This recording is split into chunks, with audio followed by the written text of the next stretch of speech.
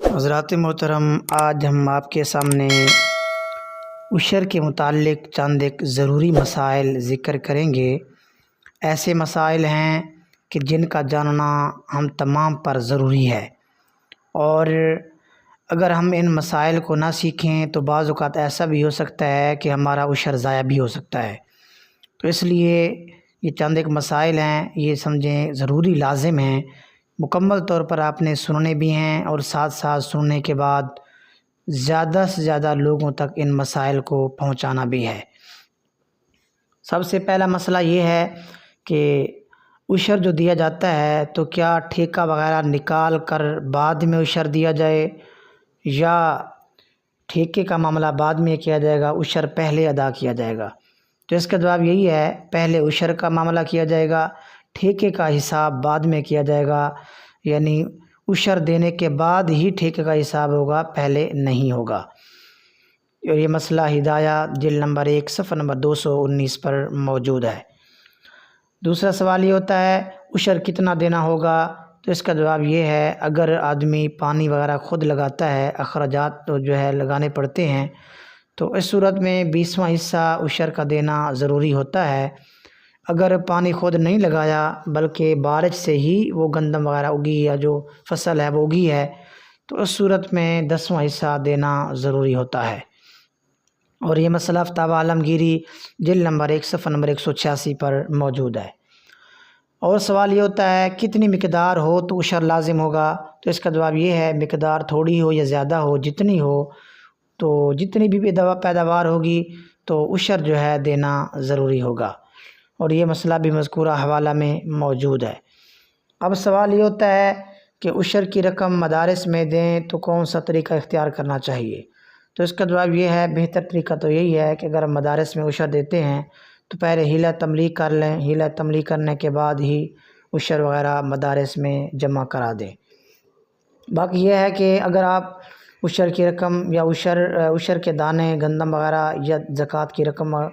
مدارس والوں کو دیتے ہیں تو ان کو بتائیں کہ یہ زکوٰۃ ہے یا یہ عشر ہے، تاکہ وہ اس کا شرعی تقاضوں کے مطابق حل کر کے ہی اس کا استعمال کریں، اس کا استعمال شرعی تقاضوں کے خلاف نہ کریں۔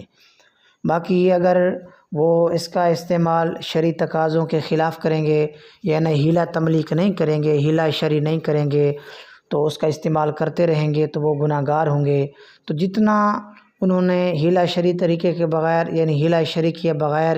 زکوٰۃ جو ہے وہ استعمال کی مدارس میں، یا گندم وغیرہ استعمال کی، تو توبہ استغفار کرنے کے ساتھ ساتھ وہ چیزیں جن سے لی ہیں، پیسے ہیں، گندم ہیں، ان کو واپس کرنا ان کے لیے لازم ہے۔ اور یہ مسئلہ فتاوی یورپ صفحہ نمبر 280 پر موجود ہے۔ آگے سوال یہ ہوتا ہے کہ عشر کی جو رقم ہے کیا تنخواہ کے طور پر دے سکتے ہیں یا نہیں؟ تو اس کا جواب یہی ہے کہ حیلہ تملیغ مدارس میں جو کیا جاتا ہے، اگر وہ کر لیا جائے تو اس کے بعد تو تنخواہ کے طور پر بھی رقم دی جا سکتی ہے، یا عشر وغیرہ کی رقم وغیرہ دے سکتے ہیں۔ لیکن اگر حیلہ تملیغ نہیں ہوا تو پھر یہ جو عشر کی رقم ہے یا زکوٰۃ ہو تو یہ تنخواہ کے طور پر نہیں دے سکتے، بلکہ حیلہ تملیغ کرنے کے بعد ہی دی جا سکتی ہے، ورنہ نہیں۔ اور یہ مسئلہ فتاوی یورپ صفحہ نمبر 280 پر موجود ہے۔ اب سوال یہ ہوتا ہے اگر کسی متولی نے ایسا کر لیا کہ حیلہ شرعی نہیں کیا تو اب کیا حکم ہوگا؟ تو اس کا جواب یہی ہے کہ اس کا حکم یہ ہوگا کہ وہ گناہ گار ہوگا، توبہ استغفار کرنا چاہیے اس کو۔ باقی جتنی زکوٰۃ کی رقم یا عشر وغیرہ لیتے رہے ہیں، شرعی تقاضوں کے مطابق شرعی حیلہ نہیں کرتے رہے، تو وہ جو زکوٰۃ ہے یا رقم یا پیسے ہیں یا گندم وغیرہ، ان کو واپس کرنا جن سے لی ہے ان کے لیے لازم ہے۔ اور یہ مسئلہ بھی مذکورہ حوالہ میں موجود ہے۔ اب سوال یہ ہوتا ہے عشر کی رقم مسجد میں دے سکتے ہیں یا نہیں؟ تو اس کا جواب یہ ہے کہ عشر کی رقم مسجد میں نہیں دے سکتے، کیونکہ عشر کے لیے ضروری ہوتا ہے تملیغ، تو اس لیے مسجد میں تملیغ نہیں پائی جاتی، عشر کی رقم مسجد میں نہیں دی جا سکتی۔ اور یہ مسئلہ فتاوی شامی جلد نمبر 3 صفحہ نمبر 333 پر موجود ہے۔ ہاں یہ ہے کہ اگر مسجد میں عشر دیے بغیر کوئی چارہ کار نہ ہو، یعنی ضرورت ہو، مجبوری ہو،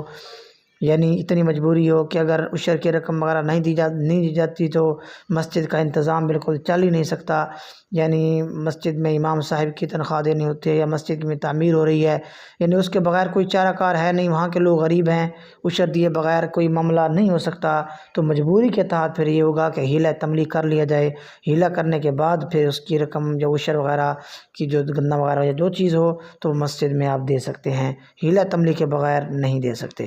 اور یہ مسئلہ وقار الفتاویٰ جلد نمبر 2 صفحہ نمبر 412 پر موجود ہے۔ اصل میں جو ہیلہ ہوتا ہے یہ ضرورت کے تحت ہوتا ہے، ضرورت کے بغیر ہیلہ جائز نہیں ہوتا، اور یہ مسئلہ مذکورہ حوالہ میں موجود ہے۔ اور سوال یہ ہوتا ہے کیا باغات پر بھی عشر ہوتا ہے یا نہیں، تو اس کا جواب یہ ہے جی ہاں، باغات پر بھی عشر دینا لازم ہوتا ہے۔ وہ باغات پھل جو ہے وہ کنوں کے ہوں یا اسی طرح آم کے ہوں یا اس کے علاوہ سیب کے ہوں، جس کے بھی ہوں باغات پر عشر ادا کرنا لازم ہوتا ہے۔ اور یہ مسئلہ بحری شریعت جلد نمبر 1 صفحہ نمبر 917 پر موجود ہے۔ اور سوال یہ ہوتا ہے جو گھر پر بعض اوقات آدمی سبزی اگاتے ہیں تو کیا ان پر بھی عشر لازم ہوتا ہے، تو اس کا جواب یہ ہے کہ ان پر عشر لازم نہیں ہوتا، اور یہ مسئلہ فتاویٰ شامی جلد نمبر 3 صفحہ نمبر 320 پر موجود ہے۔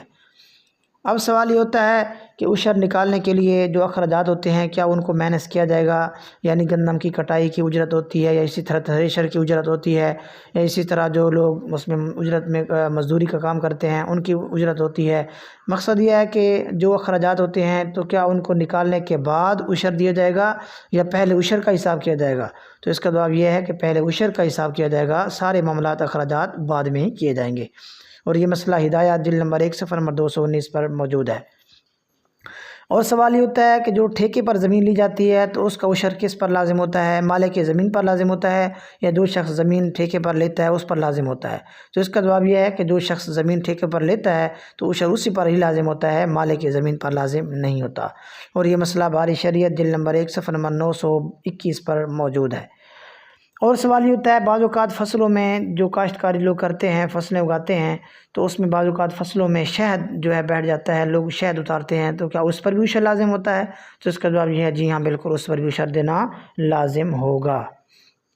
اور یہ مسئلہ بدائع و صنائع جلد نمبر 1 جلد نمبر 2 صفحہ نمبر 513 پر موجود ہے۔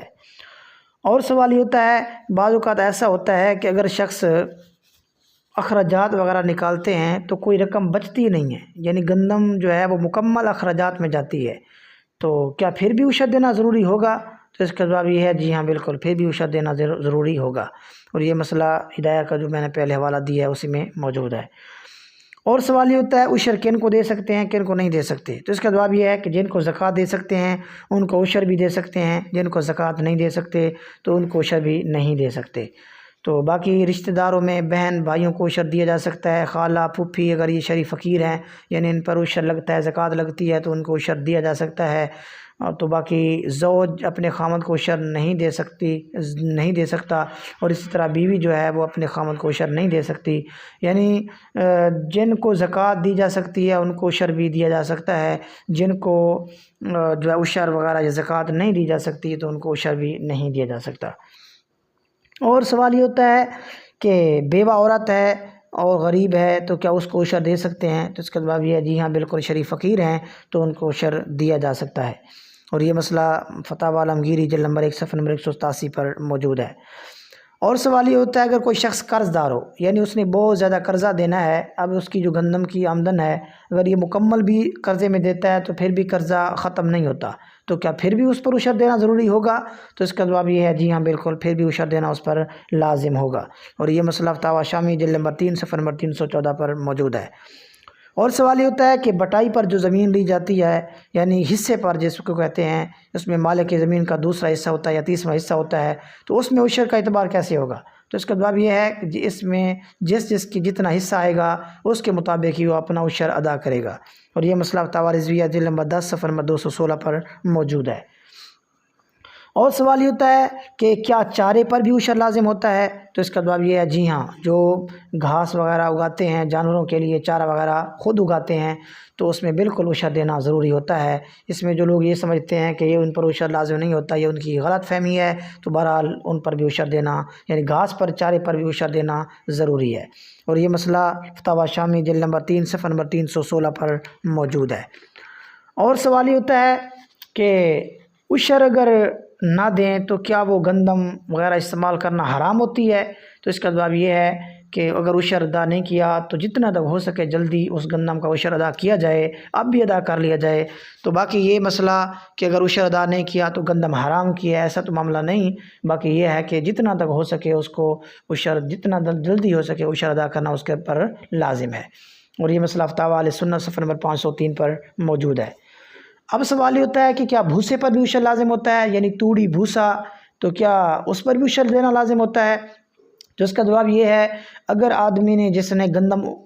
کی کاشتکاری کی ہے اس کا ارادہ بھوسا اور گندم دانے دونوں چیزیں حاصل کرنے کے ہیں تو بالکل پھر توڑی جو بھوسا ہے اس پر بھی عشر دینا ضروری ہوگا۔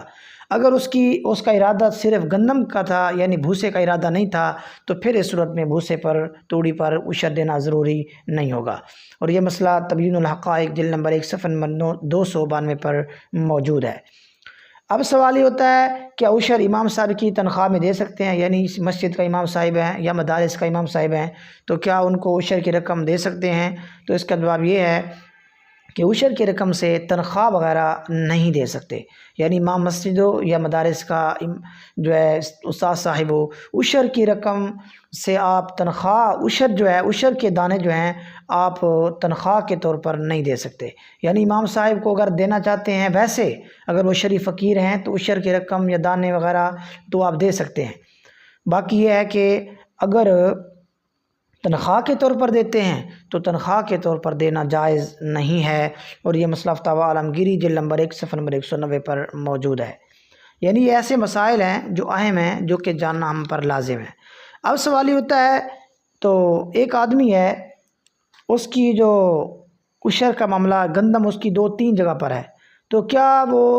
ایک جہاں سے جو گندم اٹھاتا ہے تو بقیہ جو اس کی گندم ہے اور جگہ پر، اس کا عشر اس دوسری زمین سے ادا کر سکتا ہے؟ تو اس کا جواب یہ ہے، جی ہاں بالکل اس طرح ادا کر سکتا ہے، اور یہ مسئلہ بدائع الصنائع جلد نمبر 2 صفحہ نمبر 63 پر موجود ہے۔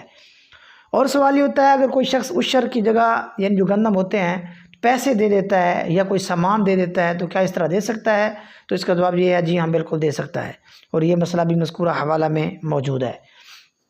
اور سوال یہ ہوتا ہے، ایک شخص، اس نے گندم کی عشر ادا کر دیا، ادا کرنے کے بعد گندم کو رکھ دیا، سال گزر گیا، کیا دوبارہ پھر اسی گندم کا عشر دینا ضروری ہوگا؟ تو اس کا جواب یہ ہے کہ نہیں، دوبارہ اس گندم کا عشر دینا ضروری نہیں ہوگا، اور یہ مسئلہ فتاوی مرکز تربیت افتاء جلد نمبر 1 صفحہ نمبر 448 پر موجود ہے۔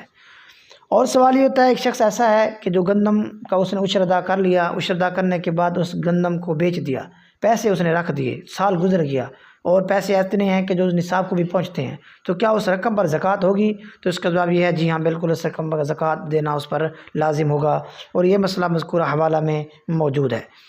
اور سوال یہ ہوتا ہے، بعض اوقات آدمی گندم وغیرہ جب اٹھاتا ہے تو لوگ مانگنے والے آ جاتے ہیں، تو کیا مانگنے والوں کو ایک شخص نے زکوٰۃ یعنی عشر وغیرہ دے دیا تو کیا اس کا عشر ادا ہو جائے گا؟ تو اس کا جواب یہ ہے، اگر وہ شریف فقیر ہیں، یعنی اس نے یہ سمجھا کہ شریف فقیر ہیں، اس نیت سے اس کو عشر دیا، تو پھر اس کا عشر ادا ہو سکتا ہے، یعنی اسے کنفرم اپنے غالب گمان یہی ہے کہ یہ شریف فقیر ہے، تو پھر اس نے عشر دیا تو اس کا عشر ادا ہو جائے گا۔ اگر وہ شریف فقیر نہیں ہے تو اس نے اگر وہ گندم وغیرہ دی یا کوئی پیسے دیے یا عشر دیا تو پھر اس صورت میں اس کا عشر ادا نہیں ہوگا، اور یہ مسئلہ فتاوی فیض رسول جلد نمبر 1 صفحہ نمبر 467 پر موجود ہے۔ اب سوال یہ ہوتا ہے، کیا روئی پر بھی عشر دینا لازم ہوتا ہے؟ تو اس کا جواب یہ ہے، جی ہاں، زمین کی جتنی بھی پیداوار ہوتی ہیں، جو چیز ہو، آدمی منفعت حاصل کرنے کے لیے اگاتا ہے، وہ گندم ہو، جو ہو، چنا ہو، روئی ہو، یہاں تک کہ یہ سمجھیں کہ چارہ ہو، یا اس کے علاوہ یہ سمجھیں کہ درخت ہی کیوں نہ ہو، اگر کوئی آدمی سے اپنی زمین خالی کر لیتا ہے اس لیے کہ میں درخت اگاتا ہوں، یعنی وہ درختوں کی پیداوار سے منفعت حاصل کرتا ہے، تو وہ درختوں پر بھی عشر دینا اس پر لازم ہوتا ہے۔ مقصد یہ ہے کہ خلاصہ کلام یہ ہے کہ جو بھی آدمی زمین سے جس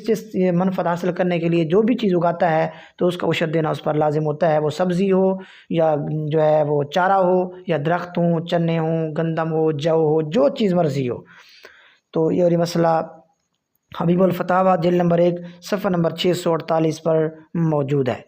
اب سوال یہ ہوتا ہے ایک شخص ہے اس نے کئی سالوں کی پہلے عشر ادا نہیں کرتا رہا تو اب کیا حکم ہوگا؟ تو اس کا جواب یہ ہے اگر پہلے کئی سالوں کا عشر ادا نہیں کرتا رہا تو اس کے لیے لازم ضروری ہے حساب کرے اپنا کتنے سالوں کا عشر ادا نہیں کیا، تو اس کے مطابق اب بھی اسے وقت ہے، موقع ہے، تو وہ جتنا سالوں کا عشر ادا نہیں کیا حساب کر کے ان کا عشر ادا کرنا اس پر لازم ہے، اور یہ مسئلہ بھی مذکورہ حوالہ میں موجود ہے۔ یعنی یہ چند ایک مسائل تھے جو میں نے آپ کے سامنے پیش کیے ہیں۔ مزید اگر کسی کا اس بارے میں سوال ہو تو وہ کمنٹس میں سوال بھی کر سکتا ہے۔ تو اللہ تبارک و تعالیٰ ہمیں صحیح طریقے سے اس مسائل سمجھنے کی اور اس پر عمل کرنے کی توفیق عطا فرمائے۔ اگر اس مسائل کے بارے میں کسی کو شبہ ہو یا کوئی معاملہ ہو تو بالکل وہ پوچھ سکتا ہے، اس میں انشاءاللہ تعالیٰ تسلی بخش جواب دیا جائے گا۔ تو ان مسائل کو آپ نے خود بھی سننا ہے مکمل، اور ان مسائل کو زیادہ سے زیادہ لوگوں تک پہنچانا ہے۔ یہ سمجھیں کہ آپ کے لیے صدقہ جاریہ ہوگا۔ اللہ تبارک و تعالیٰ میں صحیح طریقے سے مسائل سمجھنے کی اور عمل کرنے کی اور دوسروں تک مسائل کو پہنچانے کی توفیق عطا فرمائے۔ وما علیہ الا البلاغ المبین واللہ اعلم بالصواب۔